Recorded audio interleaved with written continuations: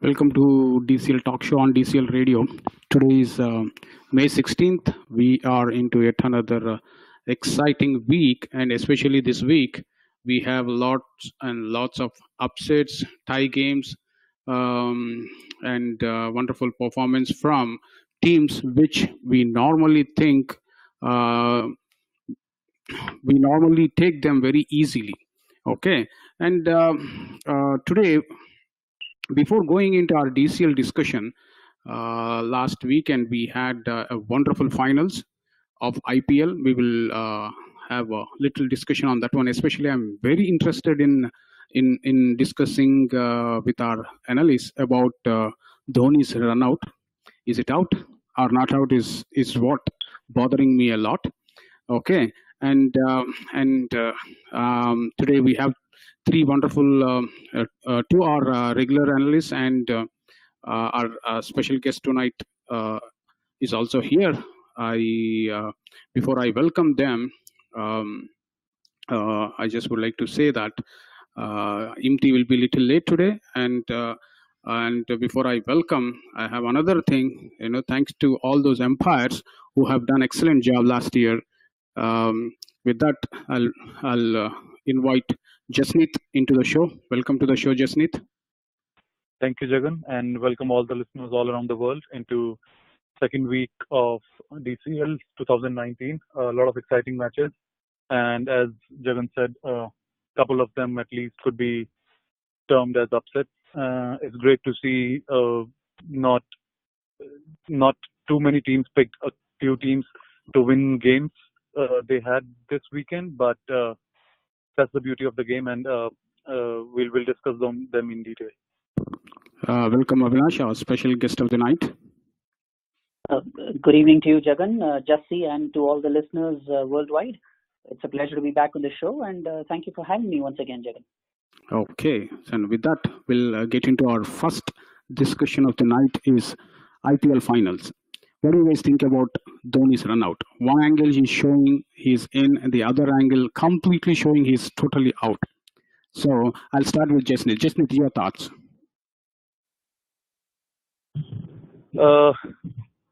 Yeah, I think first of all, I think it was the biggest moment of the game.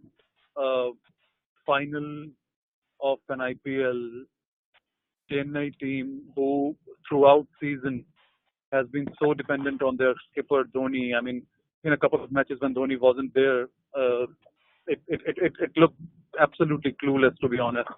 And since Dhoni in a chase, I think the game was all set for the guy, and I think it was a rush of blood when he took that chance to take that second run of an misfield of an overthrow. But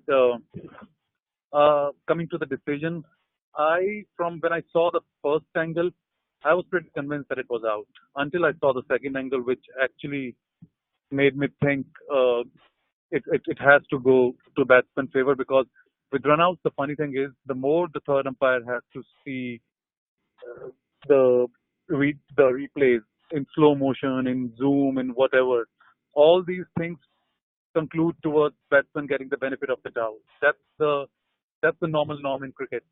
If there is so much doubt, you have to give it to the batsman. You have to, and the situation of the moment. I think Dhoni. I personally thought it would be given not out. Though the first angle that they showed, I was pretty convinced it was out. But the other angle created so much doubt, and I'm not too sure if the right decision was made. Okay, Avi, your thoughts? Well, first of all, as a CSK fan, this match is going to be like that breakup that you can't get over for years later. So you're just going to keep feeling bad about it for a long time to come. And I had even posted this on social media. I think even as a CSK fan, I thought it was out, because yes, we have all the technology. We can blame Nigel Long, the umpire, all we can. But I don't know. For me, it's kind of slightly different from what Jesse mentioned. To me, that angle that showed that the bail was dislodged And unfortunately, we are going by the lights lighting up these days. Avi, your voice is not clear. Can you talk little bit louder? Oh, sure. Is it okay now? Yeah, let's try it. Okay, if not, I can call back in. And that's why you carry on. Okay. So, yeah, for me, that particular angle that showed that instant when the bail got dislodged and Dhoni's bat, I believe, was on the line, it wasn't quite past the line. So, for me, in the end, as painful as it was, I think the right decision was made. And to me, the biggest turning point of the match for me was Faf du Plessis' dismissal. He had scored 3 boundaries in that over. There was absolutely no need for that rush of blood when he stepped out to a ball. I mean, Krunal Pandya saw it very clearly and fired it well away and he got stumped. I mean, to me, that was completely reckless on the part of a very seasoned player, and he really shouldn't have got one because that pretty much opened the floodgates. Because Raina or rice bag Raina, as I call him these days, because that's what he seems to resemble. He was clearly out of sorts, and that review that he did was absolutely pathetic. May not have had an impact, but it was still not justified. And then Rayudu, I don't even know what he's doing in that team in the first place. So it really, to me, it was that it's a much larger picture than just Dhoni's run out. Yes, that was very crucial. I agree, because in the end it came down to 1 run. But if it hadn't gotten that far, we got that far thanks to Shane Watson. It was just sheer brilliance on his part. But otherwise, we probably wouldn't be talking about it as much had we lost by like 30 runs. So, well, I'm saying we, so you can clearly tell where my loyalties are. But overall, great game. I think Mumbai Indians deserved to win the IPL. They were by far the best team, in my opinion. So, I guess congratulations to the Mumbai Indians fans out there. Jagan, just please. one thing to add. Yeah. One thing I'm pretty sure of is if the third umpire would have been an Indian, it was not out. It was on the card. I firmly believe this. I still remember 2015 when South Africa were in India. They played a T20 game, and Bhuvneshwar Kumar trapped JP Dumani up in front, but the umpire didn't give it out. There were no review system in T20s at that time, and it showed that it was hitting the middle stump. And JP Dumani afterwards turned the game on its head, and Dhoni actually went on the record to say that this particular match, the biggest moment was JP Dumani's not out. He couldn't figure out any player's fault or any turning point in the game where he would blame or he would see that he would have changed anything, and it had an effect on the umpire. He wasn't allowed, or I mean, not allowed might not be the right word, but he didn't show up or he didn't feature in too many matches afterwards. And going by this season umpiring standards, umpires were so much under pressure all the time, and Dhoni already had an incident where he turned up on the field, which was absolutely, I would say, uncalled for as far as any of the players concerned, leave alone Dhoni.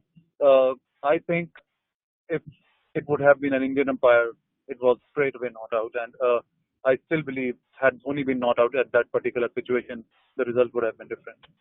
True. I agree on that part, but there are 2 points I would like to mention. One, clearly there was a doubt whether it is out or not. When in doubt, definitely it goes to the batsman. That's what I felt. And definitely there is some, issue with the technical system that we are using in DRS, okay, or at least software or whatever it is. It is not clearly showing. I mean, one angle is showing he's in, the other angle is showing he's completely out. So that's debatable. And the other, it comes down to like nanoseconds, right? I mean, that's the problem. See, you have if there had been no DRS in the first place, that would have probably been not out, unless it was a complete howler. So I guess just to ask Jasti, I mean, so just so I understand, so you're saying there is more of a cultural propensity on the part of Indian umpires to maybe stay on the side of caution. Is that the point you're making? Somehow your voice is breaking, Avi. Let me try something, Jagan. Just give me a second. Okay. Now we have Imti here. Welcome to the show, Imti. Hi, Jagan. How are you? And hi, Avinash. Okay, Avinash, I think just stepped out because he has some technical issues. We have Jasneet here. Okay. We were Jagan, one second. I'm still here. Is this any better? Can you talk again? Okay. Well, actually, let me call you back. Okay. Yep. Okay. So by the time Avi comes back, Imti, we were discussing about the run-out decision of Dhoni in IPL finals. Okay, quickly your comment so that we can get into the next topic. If you're asking just about the run-out, I think personally, I think it was a correct decision. If you ask me, because there were multiple angles and like everybody has their own perspective when they see image, and depending on their loyalties or depending on who they want to win or which side they are on, they see it differently. So, but personally, I thought that was out because there was no part of the bat behind the line in one of the angles, and that was like no conclusive evidence either way. But because it was given out, I think it has to carry on to be given out. Okay. See, was it given by main umpire? No, it went to third umpire straight away. Yeah, it directly went to the third umpire. Yeah. So, isn't it true that always benefit of doubt should go to batsman? Yes, but again, like when you have technology, when we want to use technology to make correct decisions, I think you have to take that extra step and believe in the technology at that point. So that is and I think Jagan, what went against Dhoni in that particular scenario is it's a pretty known fact in cricket that the line belongs to the umpire, and the only reason that I can think of that umpire gave Dhoni out is he was convinced that when the bails were dislodged, there was nothing in front of the line. When he was convinced about that, that's the only way he could have given out. But as I said, the second angle that showed, I think there was enough doubt that should have been ruled in favor of the batsman. But having said that, I would seriously like BCCI to appeal to ICC that they have to allow Dhoni to wear yellow jersey in the World Cup. That would really, really do good for India. But see, the way especially some of these boys are playing, and it raises the hopes and hopes of Indian cricket lovers, especially Dhoni is playing out of his skin. All these days we were thinking that he's gone down, and yet even within that discussion, Dhoni is keeping. Nobody can match right now, whoever you talk. And batting, yes, he's back to form. And the way some of these players they're playing, and I think we have a good hope now. Yeah, Jagan, just to add to that fact, I think the IPL title to Mumbai also will give some confidence to Rohit, who wasn't doing much with the bat in the tournament. So that might be added advantage just going into the World Cup. And like you said, all our regular other players like Hardik Pandya is in tremendous touch. And if you see Shikhar Dhawan has changed his game, has changed his style and to be more consistent. So I think these are good signs overall for India in the World Cup. Just looking at the IPL performances. Yeah, and I just got a text from Abhishek Sunkari. I think he's back to US now. I see his US number. I think he's in Detroit. So Avinash is back too. And his comment is, the only benefit to the batsman was the millimeter of bat which was above the line. Mind me, it was not over the line. So I feel it was correct. So I know Abhishek he don't like CSK. So I think another point to add was, another point to note was like in between both the angles or both the shots that we had for the run out, like one of the shot had a better frames per second, I would say, maybe, because that millimeter or millisecond difference in the frames could have shown a bit differently. So okay, so now with that, let's get into our our games. So Jagan, can you hear me? yeah, I can hear you. Okay, great. Yeah, this is much better. Okay, my apologies. I think my phone network probably isn't the best in my apartment. Sorry. That's fine. So the first game of the night is Risers versus Bulls. Okay, I'll start with Avi, the guest of the night. Avi, you ready? Yep. Sorry, just give me 1 second. You can still hear me, right? Yeah, I can hear you.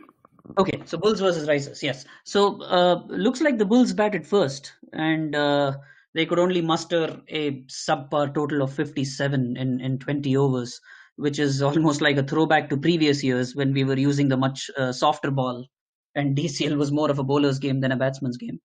So the star of the Risers bowling unit was clearly Piyush Gupta with a 5-wicket haul, and he gave away just 8 runs in his 5 overs, which is quite phenomenal. And of those 8, 4 are actually recorded as wides. So if he had cut down on that as well, then it would have been even more impressive. And the other point to note here is that the Risers actually gave away 20 extras, which far outscored any of the Bulls batsmen. So basically, I could almost say that it was the Risers that set the target, and then they went about chasing it. True.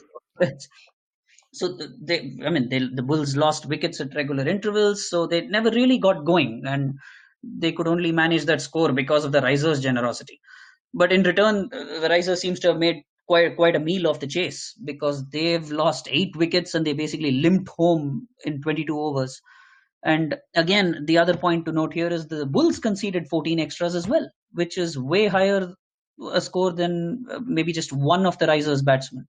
So if they hadn't conceded as many extras again, the match might have ended quite differently. So there's some food for thought here for both teams on the extras count. So, and again, the Bulls bowlers seem to have distributed the wickets better amongst themselves. So it looks like they fought back as a team, but unfortunately, tough luck to them. Yeah, but Risers winning is, I felt like it's very good to this league because last year I could say 4 or 5 teams.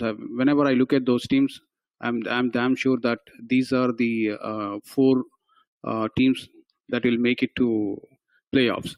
And if you look at this year, especially Pool C, everybody thought it's a tough pool, but with Troy Hawks and winning and Rising Stars winning, and especially Troy Hawks, they almost won. It's a tie game against 2017 champions, and Risers winning against Rising Stars winning against 2016 champions. Now it's a dogfight, though it is early in the season, but it is going to be a dogfight in that group particularly. But that's what makes it difficult, right? Because you simply cannot afford to slip up.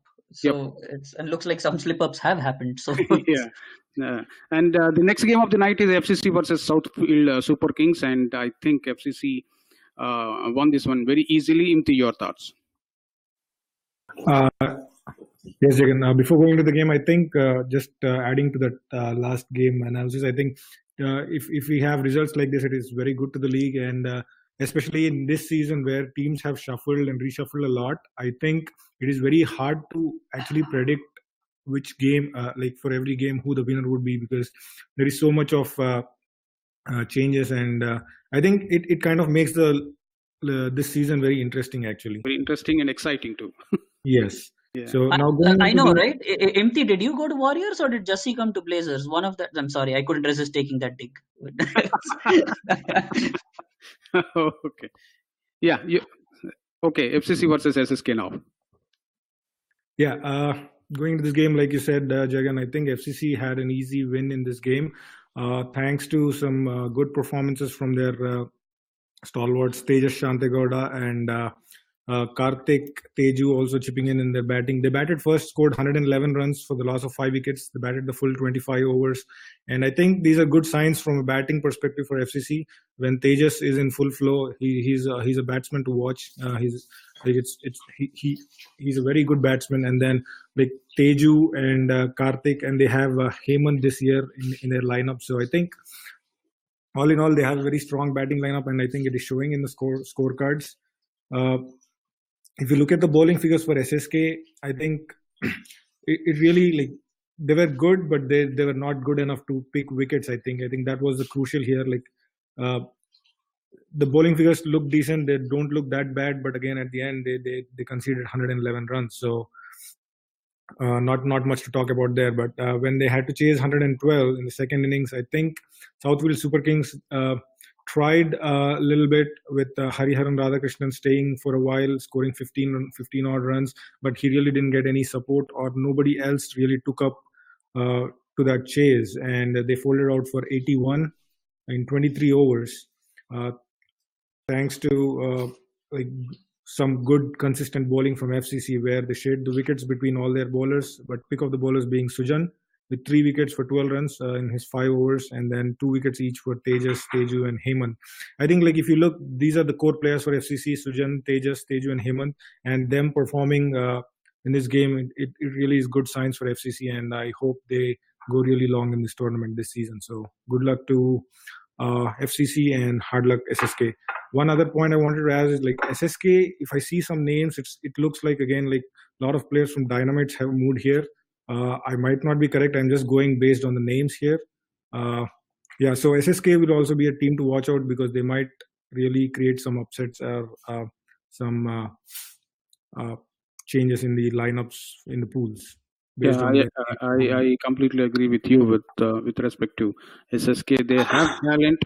All they have to do is execute those on that day on the field very well. And yeah, definitely not that team where it was like totally one-sided games a few years ago, but now definitely there'll be a team to look out for and not take easy.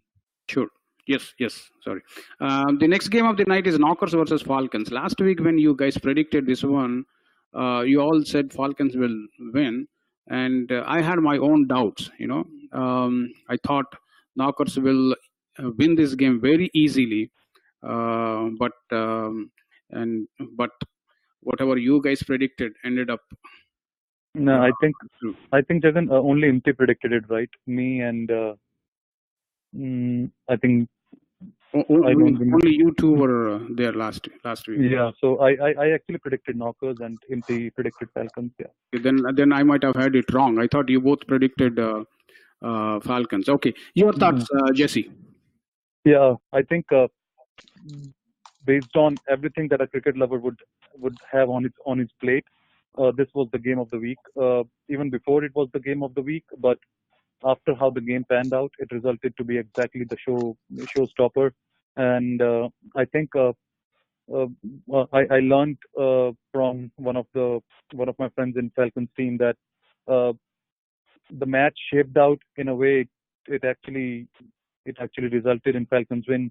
A lot of credit has to go to way how Sudhir actually played the spin of I have to see the name, the left armer. Sandeep. Yeah, Sandeep. So he, and along with all the Falcon players and actually who were watching the game, were pretty astonished with the way he actually dealt with the left armer.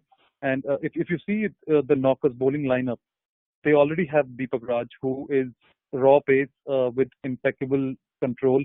I mean, with T-ball, he's almost at you. It is like a machine bowling to you with dead rubber accuracy, and you are most of the time found wanted as to how restricted you are as far as options are concerned for the batsman, because you don't get too many loose balls. You are always under threat of one ball keeping low, because he's always at you aiming for the stumps with that dangerous length. So they already have a Deepak Raj, and I think the perfect spoil for Deepak is Sandeep, because he's actually a pretty quality bowler. I want to. I'm checking the scorecard here, but I don't see Sandeep here. No, he's actually there. He opened the bowling with Deepak. Vijayanur Sivaram we are Sandeep. talking about. Oh, okay, Sandeep. Okay. Oh, okay. Yeah, I get it. Yeah, so, sorry. Yeah. So actually, he's a class act, to be honest. And uh, with Deepak and Sandeep both having an impact in the same game, I think most teams will struggle to score against knockers. But this game, I think Sudhir, who scored 37 or 57, and he actually played a lot of sweep shots to Sandeep, and I'm not sure how many players in the coming matches would be able to do that successfully against Sandeep, because that's a real threat in DCL. The ball turns pretty sharply with bounce, and it is actually pretty tough to handle a quality spinner. The most of the teams do not have a quality spinner, so I think knockers have an advantage there. But the way they counter attack, and the counter attack, it's not like they just went for they just ran out of options and thought of taking their chances and started slogging and thinking as many as we can accumulate. It's not the way that they played their game. They actually constructed a pretty handsome partnership, and I think Siddharth, he has been doing this for Falcons for so many years now, and for other teams also he has been part of. And I really like the way he keeps the scoreboard taking. His first intention is to take at least a run of the ball. It's not the situation dominates him. He doesn't let the situation get the better of him. He's always looking to score. He's always at you. And I think once they got 102, they must have had a huge belief in them, which they transpired while they defended it. And uh, I think it was all class when it comes to Mahendra Krishnappa from Knockers. I think he's playing for the first time for Knockers, if I'm not wrong. Last year he was part of some other team, if I remember it correctly. So I've seen this guy played some blistering knocks, and he's another guy who won't uh, take you on and start hitting boundaries. He actually likes to finish the job, and but unfortunately, on that particular day, he did not have enough partners. Rather, apart from him, there was no one who actually tried to stay on the wicket. Him and Shashank uh, might have given some hopes after Manoj failed in the very first over. But apart from that, I see no double-digit score, and Falcons kept on chipping with wickets at regular intervals, which left Mahindra with a daunting task. And I think when Mahindra fell, I think it was curtains, but still they had a chance with 94 for 8 with needing just 10 runs or 9 runs. But I think Shrikant Goni and Venkat Badnala finishing up in style gave a really confidence booster to Falcons. If they can beat knockers, I think they can go distance. And another player to talk about in Falcons lineup is Sandeep. He's playing, I think, DCL for the first time, or maybe if he has played, he hasn't played too many games. I've seen that guy bowl in leather ball also. He's a, he's a he's a damn good athlete, and when he runs up, it's a great sight. Him giving Falcons great starts with the ball, and he's a handy batsman too, a left-handed variation also. On his given day, he can take advantage of the leg side offside fence, which is leg side to him. I think Falcons are looking pretty dangerous, and uh, it's an alarm for the teams in the Falcons pool that it's a team to watch out for. Okay, very well summarized. The next game of the night is Dynamites versus Tamil Pasange. Avi, your thoughts? Yeah, this looked like a pretty straightforward win for Dynamites, as I believe was expected. Dynamites came off a rather fighting performance against GLCC in their opening game, whereas Tamil Pasanga were rattled by a pretty heavy loss against Pokiris. And in the Tamil Pasanga batting, looks like no one other than Karthik really fired. And I actually work very closely with Karthik at work. So, and he was telling me about this game where, again, it seemed to be a case of Tamil Pasanga actually trying to fight, but then kind of giving it up when they sort of had it in their grasp. So, but just to finish up with their batting first, Karthik is the one who really scored some runs, and then Dynamites again conceded 23 extras, which is probably what enabled Tamil Pasanga to even reach the 81 that they reached. Both Suresh and Arun picked up 3 wickets apiece for Dynamites, with Arun really shining, though. He gave away only 9 runs in his 5 overs. And like I said, in return, it looks like Dynamites were actually in some spot of bother. They were 10 for 2 in 4 overs, and then 33 for 4 around the 10 over mark. But then, as the scorecard shows, Satish, Sankara, and Venkat Govindarajan seem to have taken them to safety, and in fact, eventually to the victory. And again, of course, Tamil Pasanga also contributed very handsomely with their 20 extras. So that's something that I'm trying to make sense of, is to, like, why are so many extras being conceded by so many teams? I don't know if it's a case of lack. Because the T ball doesn't even swing much, so can't be a case of lack of control, other than just teams having, bowlers having to apply themselves a lot better. Of course, the wide limit in DCL doesn't help at all, but still, it seems to be a real problem that a lot of teams need to sort out. And from what I've personally seen myself, because Tamil Pasange versus Pokiris kind of became like India Sri Lanka was a few years ago. We played 3 games in the span of 4 weeks against each other. And from what I've seen, there are moments when they actually manage to get on top, but then they become very defensive. And it's something I've heard and as well as seen in first person. So Tamil Pasanga need to kind of back themselves up further. They need to believe in themselves a bit more. And I'm sure they're not very far from turning it around in a game or two. But basically, Dynamites seem to have cantered home in a pretty straightforward manner. Okay, the next game of the night is Blazers versus Safaris. So we have Blazers captain here. Imti, your thoughts? Well, Jagan, this game kind of ended up in a one-sided event, I would say. Safaris, they won the toss, they elected to bat, but unfortunately they really couldn't get going in their batting, except for Navneet, who was not out at the end of the innings for 18 runs. He was just holding up one end, but he really didn't have any partners that could just stay with him or keep the scoreboard ticking. And eventually they ended up like 44 all out in 21 overs. Thanks to 13 extras also from Blazers that added up to that score. And if we talk about bowling, I think I was just lucky enough to get those 5 wickets. Thanks to our other bowlers also, who kept good. I know. Make a comment there. Sorry? When you said you are lucky to take 5 wickets, I want Jasneet to make a comment there. Please go ahead. Sorry. No, I was just saying that because even like if you look he's at a modest man. It's not just about modesty, but I think if you look at the bowling figures, what I'm telling you, like everybody was tight in their bowling and they really didn't let the pressure off, and that kind of helped me get the wickets, I would say. And again, like overall, it was a very good bowling performance from our team, and I think it is a good start to the season from a bowling perspective. We really would have liked some total on the board so that we could have tested our batting also. But once we had that total to chase, I think it was like pressure-free chasing environment, and then Krishna just took the charge, and he stayed there till the end and made sure that we scored those 44 odd runs in like 12 and a half overs. So he stayed not out at the end, and again, like it's the same guy from Safaris, Navneet Gokulam, who looked like picking wickets at least when he was bowling. So like Safaris is a considerably new team. They just started last year. I think there's a long learning curve for them.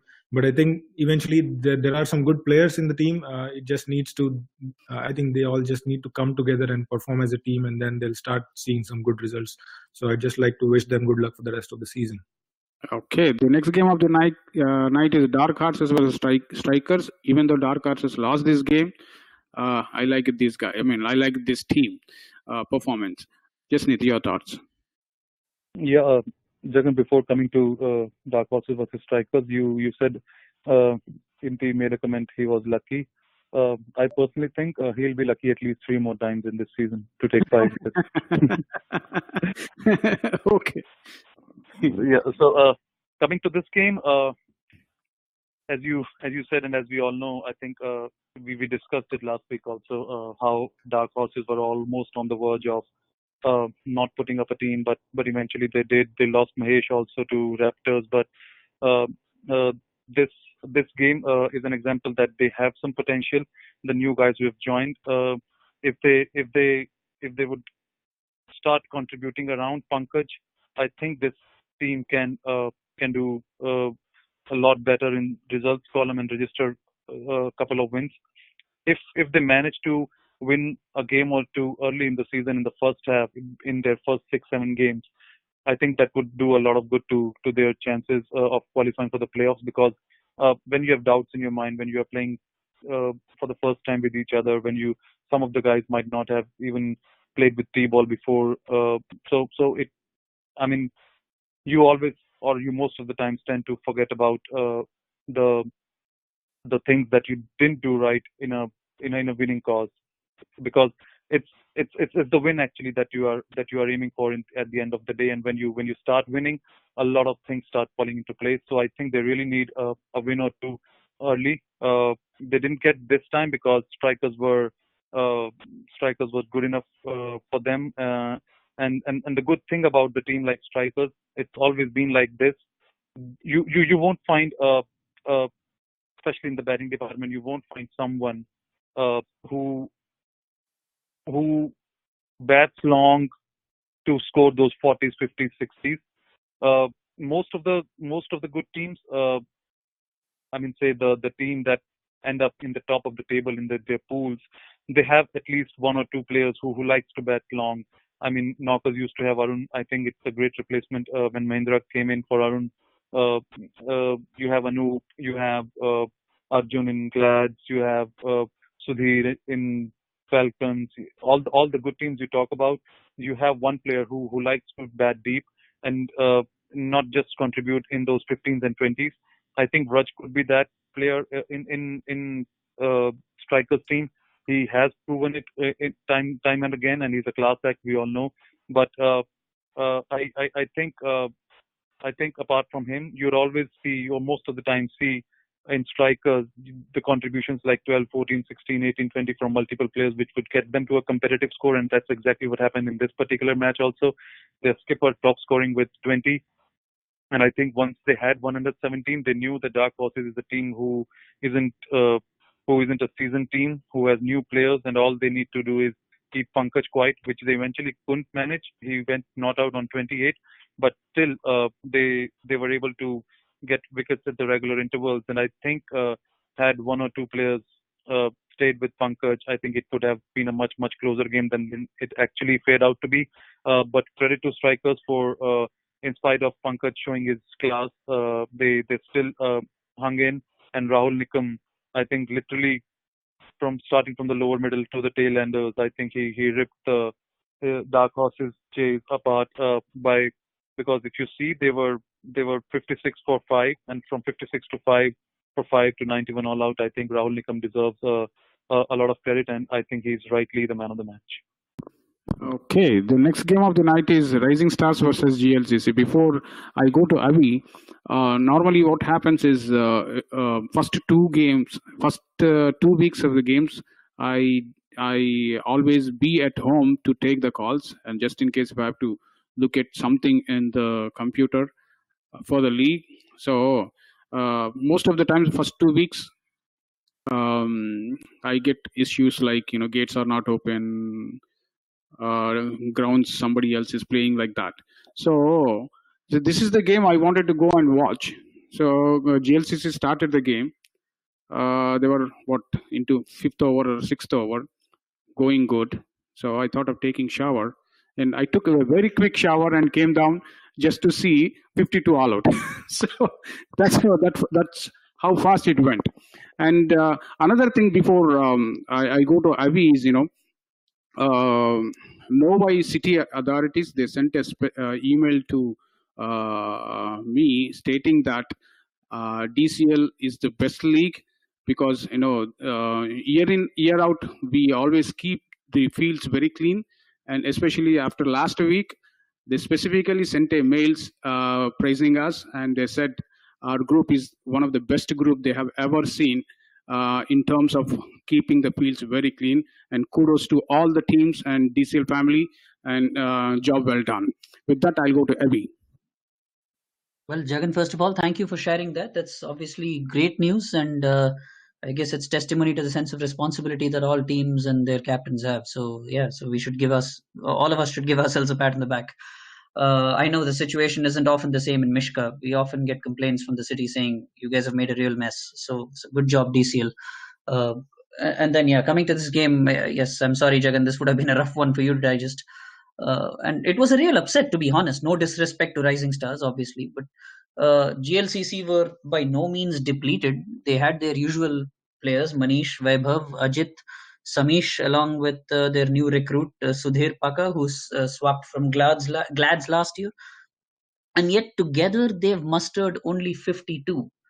And looking at it, I mean, all out in just 15.1 overs in a 25-over game.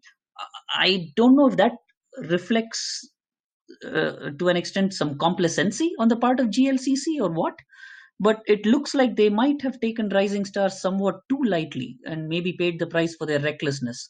I also see 4 or 5 catches. Now, obviously, I didn't see the game. I don't know if they were all outfield catches, people going for big or glory shots, as we call them, or I don't know if it was just merely caught behinds or slip catches, whatever. But to me, this almost smacks of recklessness and some complacency on the part of GLCC. Of course, Rising Stars almost messed it up in return. They scampered home in the 21st over after losing 8 wickets in the process. And again, what really helped Rising Stars here again, this is a point that I'm harping on tonight on purpose, because because other teams need to learn. Rising Stars conceded only 6 extras. If there had been 15 or 10 or 15 more extras in there, you never know, because with an experienced side like GLCC, who have the cunning and the willingness to read the game, they could have managed to win this game, and this whole discussion probably wouldn't even be happening. So, but this is a great win as it is for Rising Stars, but clearly a match that GLCC would like to forget, and they have some soul searching to do amongst themselves, which I'm sure that they're doing. But they're a champion team, so I'm sure they'll bounce back. I wouldn't sound any alarm bells for GLCC at the moment. Yes, the group they are in is tough, but they are a champion team, like I said. So there's nothing stopping them from bouncing back. Okay, our next game of the night is one of the fantastic games, and it's 2017 champions Indus Thunders versus Troy Hawks. And though it is just 2 games into the season, Troy Hawks are leading in the points table and in one of the toughest pool.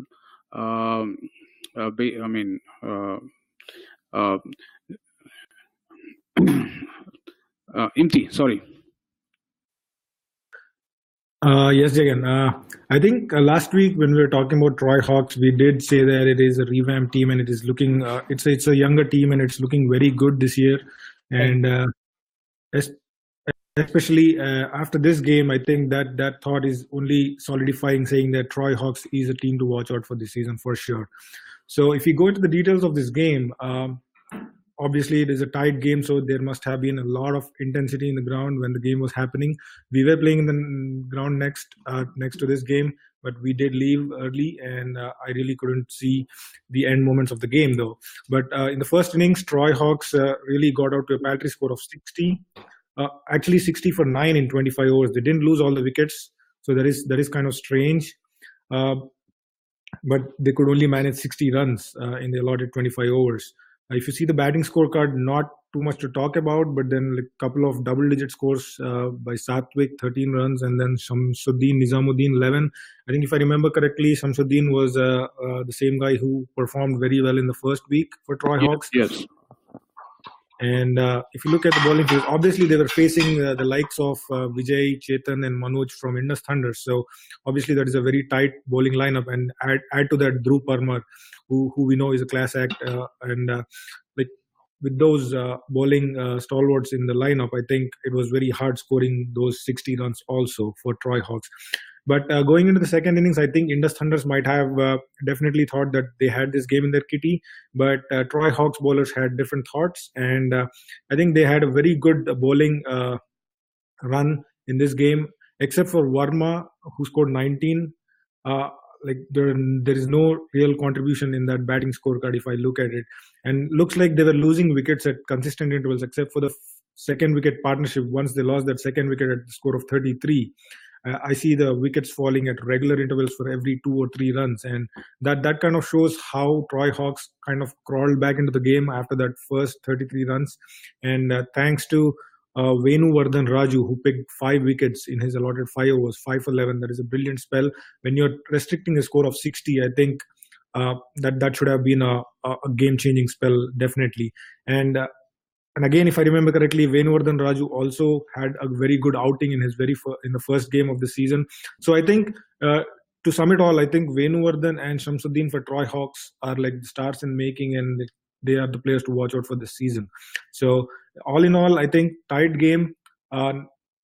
Like it's not alarm bells for Indus Thunders, but again, it's their very first game, so they might have been rusty, and it might take some time for them to get together and start that winning streak again.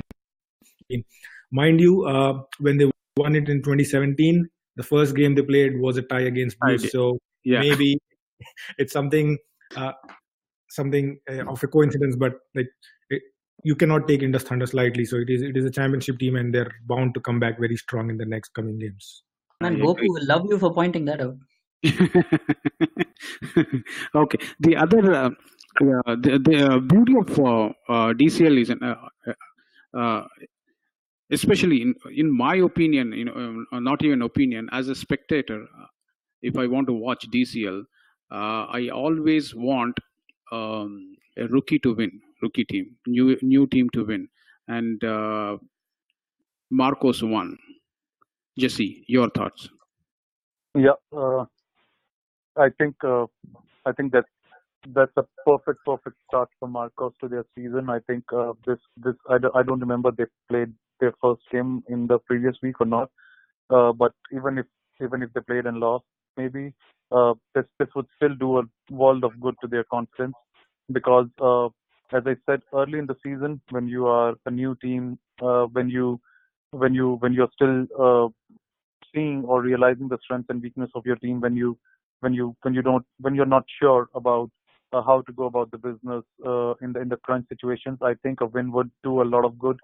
And they just did not beat Canton 11. They just demolished them, to be honest. In this particular format with 25 overs of that hard ball and power hitter from 1 to at least 7, 8 in the Canton 11 side, dismissing them for 40, I think, inside 17 overs is a fantastic achievement for Team Marcos. And I think it started when their top 3 batsmen, Prateek and Arjun, took responsibility and made sure that there are no bleeding up front, and they do not get to chase the game all the time against a team who has played this for quite a few years. I know Canton 11 guys, it's a second year, but they have been playing in different teams for quite some time now.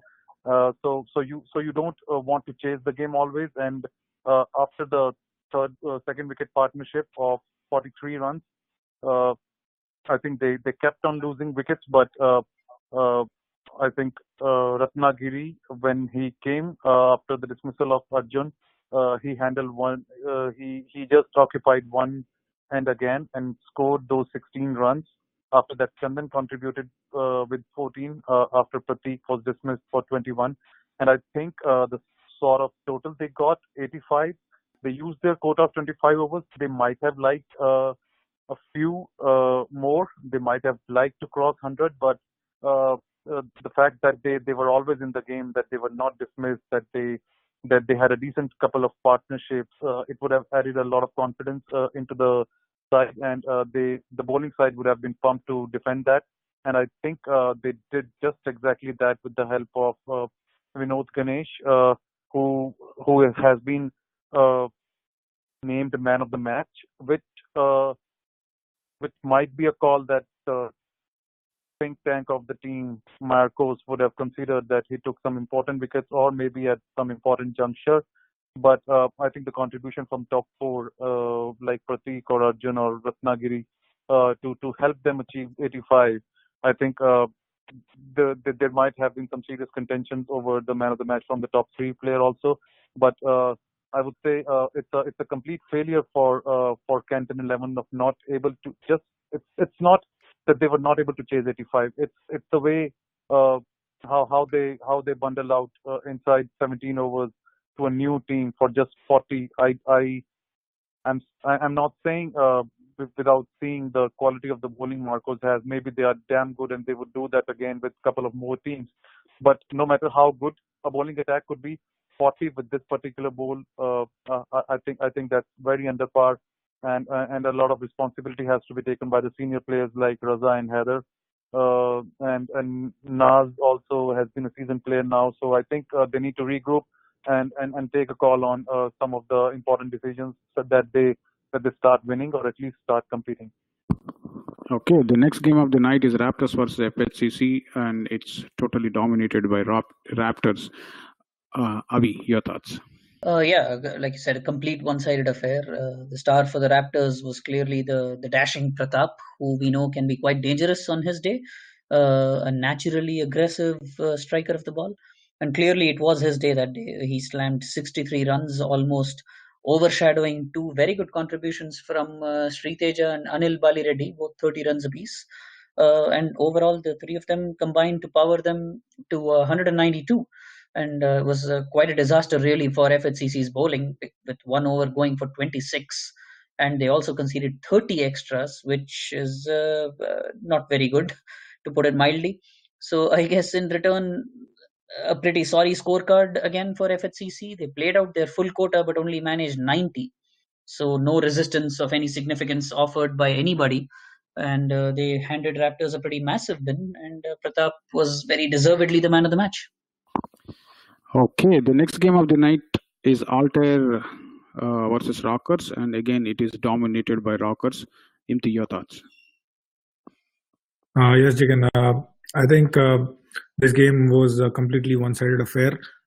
We got to take a look at first look at the new team Altair, and I think there is a lot of learning curve for them too here. Rockers also again a revamped team. A different team coming with an old name though. Rockers.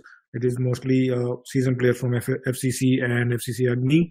So I think Rockers batted first and scored 99 in their allotted 25 overs. Thanks to some good contributions by Sai Kirantota, their main stay, and then Balaji in the very end, scoring 17 runs apiece. And also thanks to 25 extras from Altairs that helped them score those 99 runs. If we look at the bowling figures, I think Nishant was the pick of the bowlers for Altair, picking 4 wickets for 18 runs, and then 2 other bowlers picking 3 and 2 wickets each. So I think they had a decent bowling outing, but not very great though. But it's a good start for them in the league from a bowling perspective. And once they had to chase those 100 runs, I think somebody had obviously they might not have had decent experience, but if somebody had stayed there and tried to guide through the chase, I think it would have made a good response. But then I don't see anything like that in the scoring card. If we see only like 2 double-digit figures and also extras adding 13 runs to that total, but they ended up in 48. Out of which 13 were extra, so they only scored like 35 runs off the bat. So that really doesn't speak much about the batting prowess that they have. Maybe it is, like I said, it might be a learning curve for them, but they really need to start gelling well and start performing on the field to make some impact in this league. So if you look at the bowling figures for Rockers, I think Pana was the pick of the bowlers with like 3 wickets for 6 runs in his 4 overs. That's a miserly spell there. And then again, Sai also picking 3 wickets. A good all-round performance, Sai Kiran. So that is good things to come for Rockers, I would say, in this league. And so, yeah, Altairs just need to pull their socks up and start playing well to make some impact in this league. So good luck to Altairs. Okay, the next game of the night is Lions versus Brownstown. In my opinion, Brownstown dominated, but Lions scoring 106 against Brownstown is great achievement. Is what I felt. Jesse, your thoughts? Actually, uh, I, I mean, Lions is a team now who has been playing since 2016, if I'm not wrong, or maybe 2015. Uh, and I mean, if we still give them those situations and give them benefit of the situation that they just scored 106, and I think that's a day belongs to Lions, that they have done their job. And I, I, I start I start expecting a little more from the teams that now are part of this league for so many years, and I think they actually deserved or should expect a better show from the top order. They were actually 35 for 6, and from 35 for 6 to get 106, I think would have been a huge confidence booster. And the way there was a partnership between Niranjan and Bharat, I think it would have they would have fancied their chances because uh, I mean we so many times we talk about the momentum shift in smaller versions of the cricket game, but uh, Brownstown had other ideas that we see when they came out to bat. They had a pretty good partnership with Yasir and Pradeep for the third wicket, and I think once it was done, it was just a mere formality to close down the game because the pressure part was already handled by the top three and top four, and then when you don't have pressure, you won't find too many better players than Mansab who can who can hit the long ball and just finish the game inside, which might have looked it would have gone to the wire.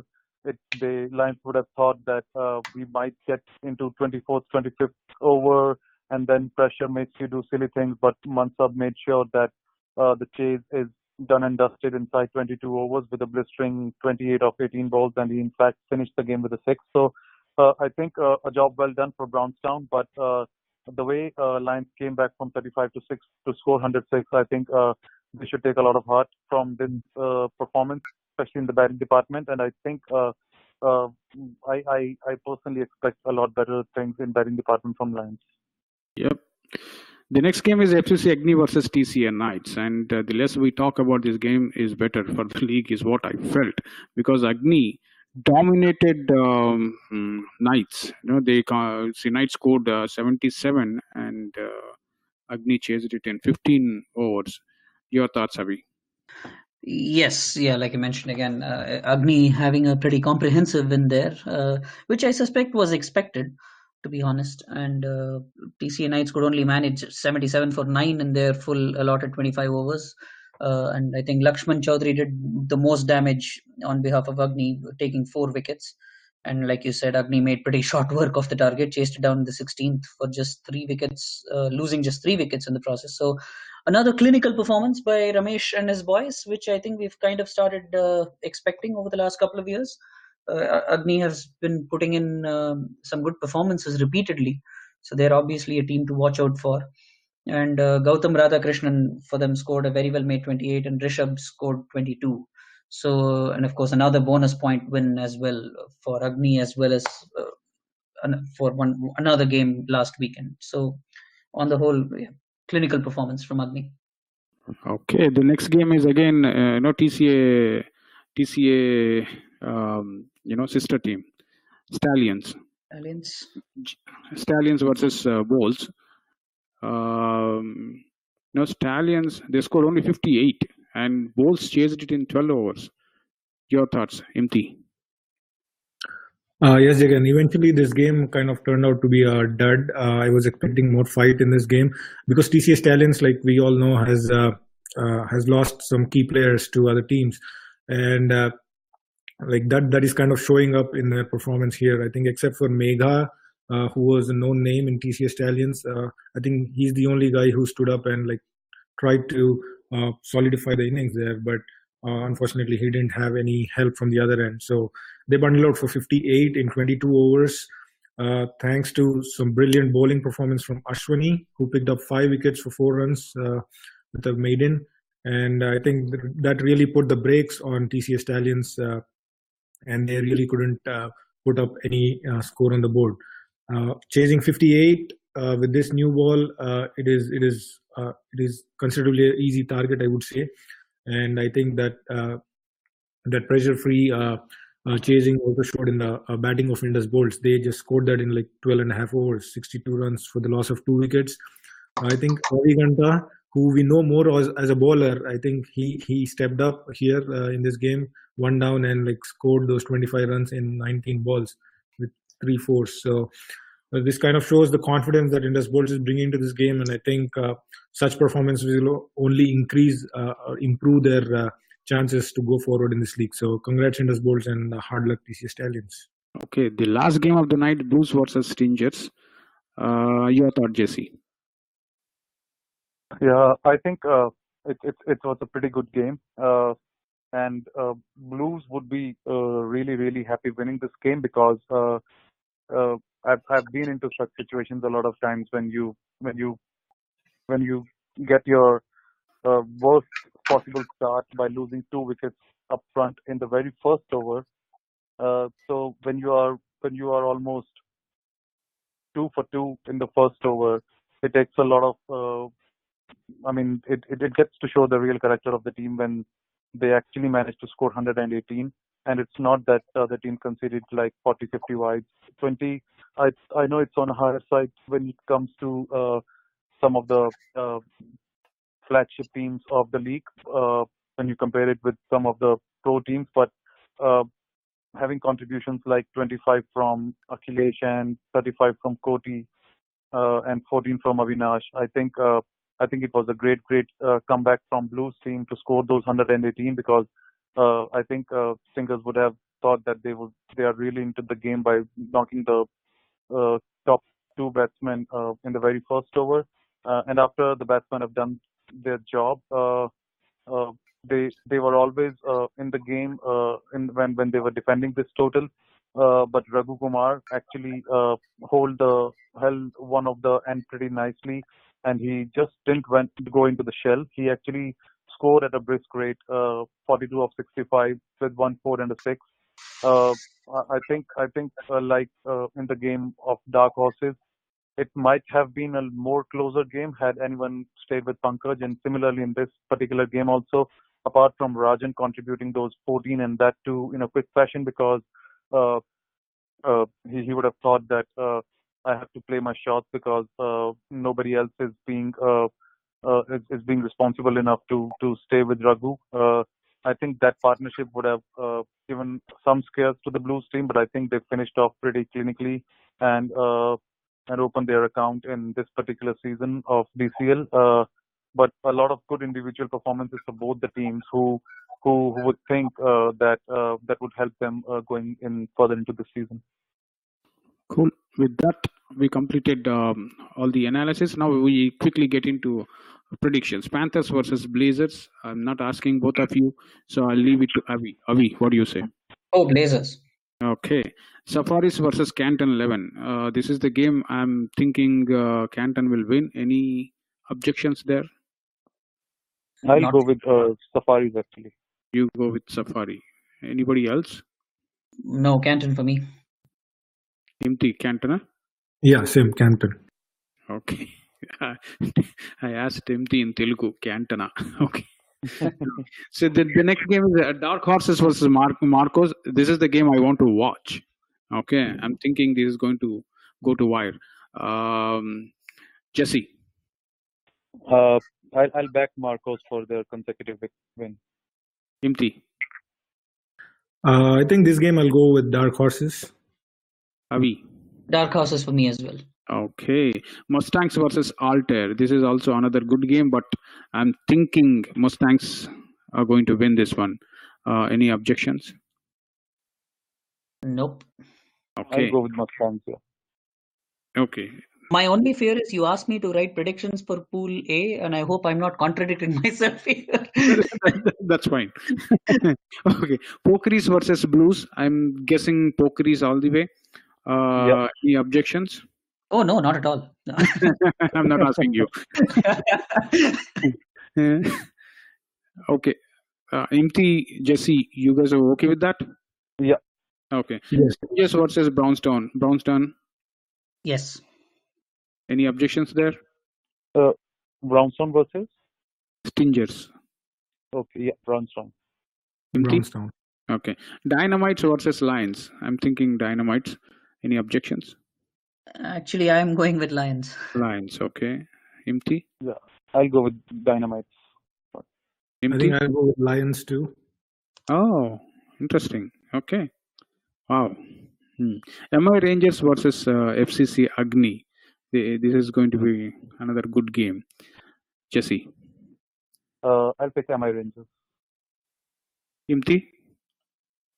I'll go with Agni. Wow. Avi, tiebreaker. I am with Imti on this, and this is what I've written as well. 51% to 49 in favor of Agni. Okay. Legends versus Indus Bowls. I think Legends here. Jesse. Yeah, Legends.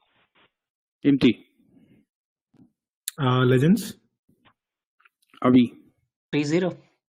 Okay. Rockers versus Falcons. Wow. This is interesting game. Okay. Jesse.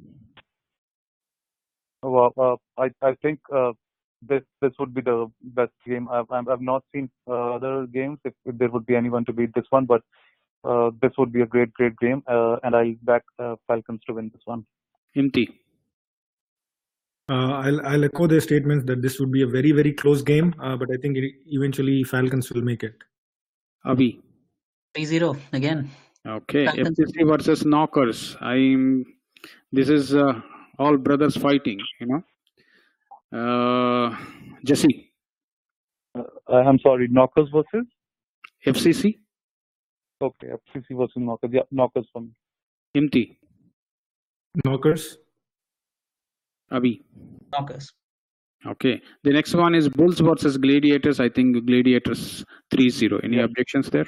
Oh, not even a contest, yes. Okay. Yes. FHCC versus Kings 11. Jesse. Kings 11. Imti. I will go with FHCC. Avi. Well, 2-1 in favor of Jesse this time, Kings 11. Okay. GLCC versus KRCC. Jesse. Wow. That's another fantastic. I mean, Rockers versus Falcons and GLCC and KRCC now. This is a damn good week, man. I'll go with KRCC. Imti.